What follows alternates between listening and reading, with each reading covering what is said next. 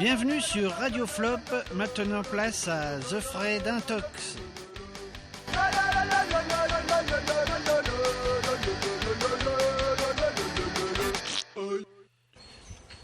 Eh bien, bonjour à tous.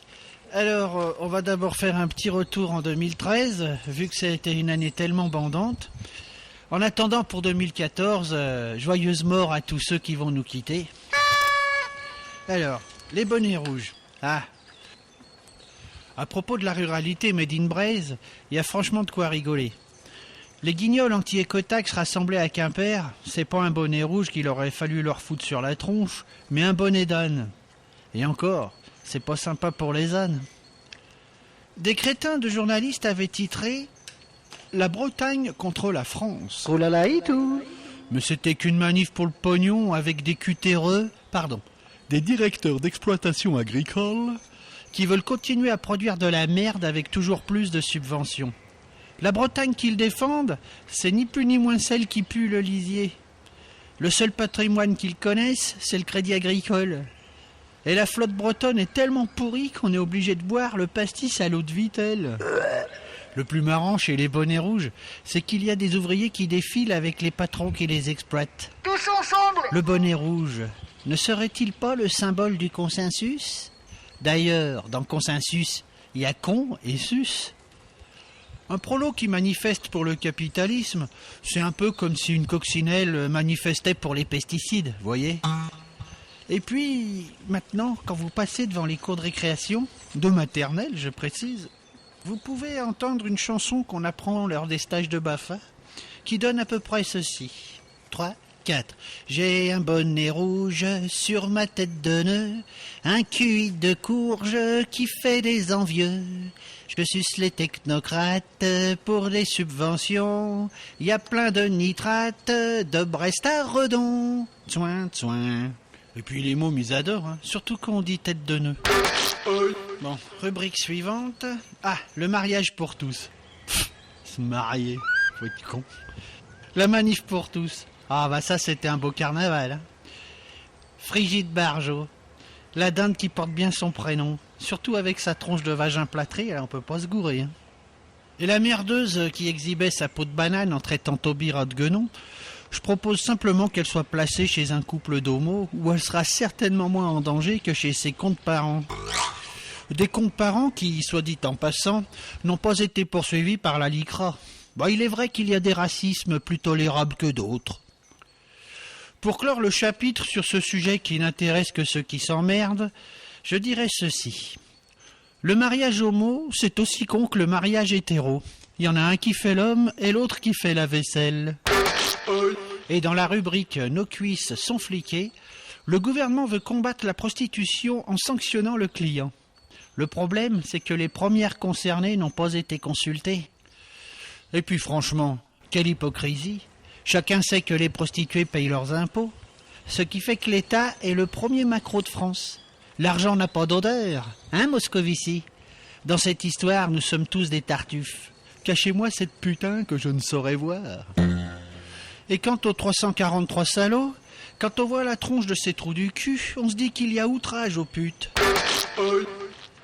Bon, 2013, qu'est-ce qu'il y a eu aussi ? Ah oui, l'enterrement de Mandela. Ah, il y avait du monde qui chantait et qui dansait. Hein. Enfin, c'est sûr que entrer dans l'histoire avec Mandela, il y a de quoi chanter et danser. Hein. Je ne sais pas si notre hexagone entrera dans l'histoire à la mort de Mélenchon, notre petit père des peuples.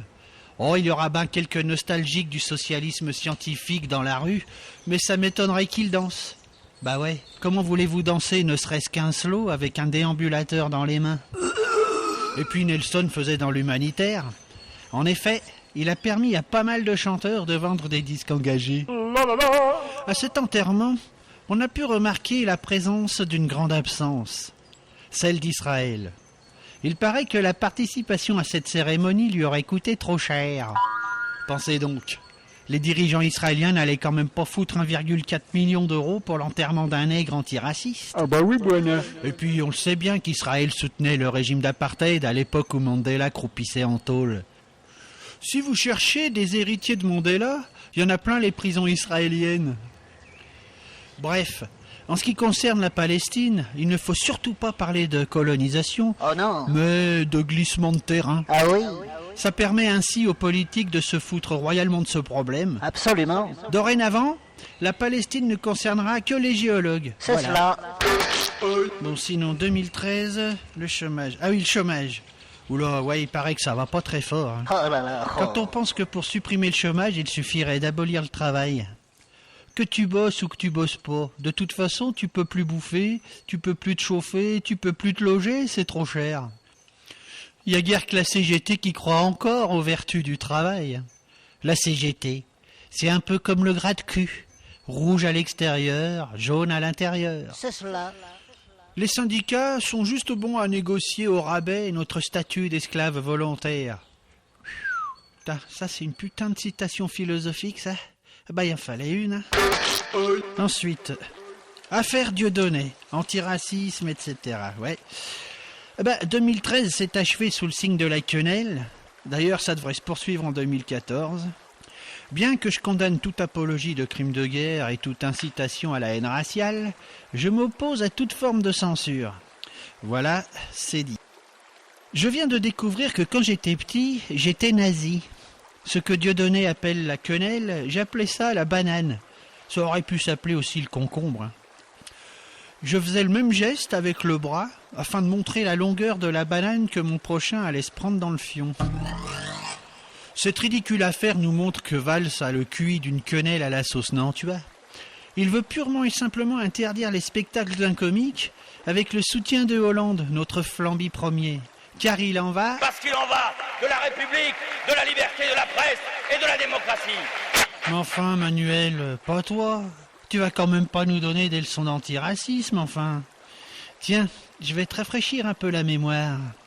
C'est quand même toi qui sur un marché te plaignais pour l'image de ton patelin qu'il n'y avait pas de blanc, pas de white, pas de blancos. Tiens, écoute. Comment ça va? Ouais, Ça va bien? Ouais. Mais bon. Belle image. Belle image de la ville Léonique.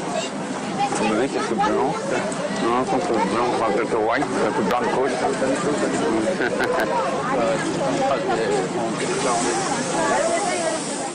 Ouais, ça ressemble à un bruit de chiottes. Mais bon, si vous avez pas de chasse d'eau chez vous, vous mettez un discours de Manuel Valls, ça revient au même.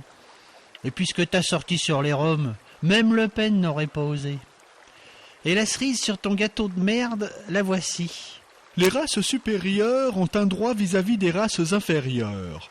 Les races supérieures ont le devoir de civiliser les races inférieures. Eh ben, cette citation est de Jules Ferry. Hollande est allé fleurir la stèle de cette crevure. Balèze, hein? Oh, ça alors. De toute façon, on pourra parler d'action antiraciste le jour où on aura annulé définitivement la dette du tiers-monde et quand on aura remboursé les pays qui furent nos colonies. Le reste, c'est du pipeau. Nativité. Oui, récemment, on a fêté la naissance du petit Jésus. À Pâques, il aura 33 ans. Rendez-vous compte, prendre autant d'années en si peu de mois, il n'y a que lui pour faire ça. Si vous voulez devenir un vrai chrétien, c'est pas compliqué. Pas la peine de sombrer dans le folklore, à savoir se tremper le cul dans l'eau bénite ou d'aller à Lourdes voir si Bernadette est sous Bayrou. Ce qui a rendu célèbre Jésus, c'est sa lutte anticapitaliste, lorsqu'il chassa les marchands du temple à coups de bâton. Il faut préciser que Wall Street à l'époque s'appelait le Temple. C'est pour cet acte qu'il fut crucifié. Ouais, dès qu'on s'attaque au pognon, hein. Alors, si vous voulez vous convertir au christianisme, munissez-vous d'une batte de baseball et le vendredi saint, allez taper sur un banquier de votre choix. Si tous les fidèles du monde entier, ainsi que tous les athées, allaient se farcir un banquier le vendredi saint, plus personne n'oserait ouvrir de banque. C'est cool, non ? Camarades mécréants qui ne croient pas que Moïse a traversé la mer à pied, que Jésus a transformé l'eau en vin, que l'homme a marché sur la lune, que Coluche est mort d'un accident, que les tours jumelles se sont cassées la gueule à cause d'un avion. Si tu t'astiques le prépuce à quelques mètres d'une synagogue, si tu t'achètes 6 quenelles et une paire d'ananas en chantant chaud cacao d'Annie Cordy, tu es un dangereux antisémite. Pour qu'on te foute la paix, il te faut rentrer dans la nouvelle bigoterie en gobant tout ce que nous balancent les curés des médias officiels. Mais pour l'instant, travaille, consomme et ta gueule. Mais pour commencer 2014 dans la joie et la bonne humeur, voici une petite chanson. Si tu veux être heureux, nom de Dieu, pends tous les actionnaires. Si tu veux être heureux, nom de Dieu, pends tous les actionnaires. Coupe les patrons en deux, nom de Dieu. Fous leurs usines par terre, sans Dieu.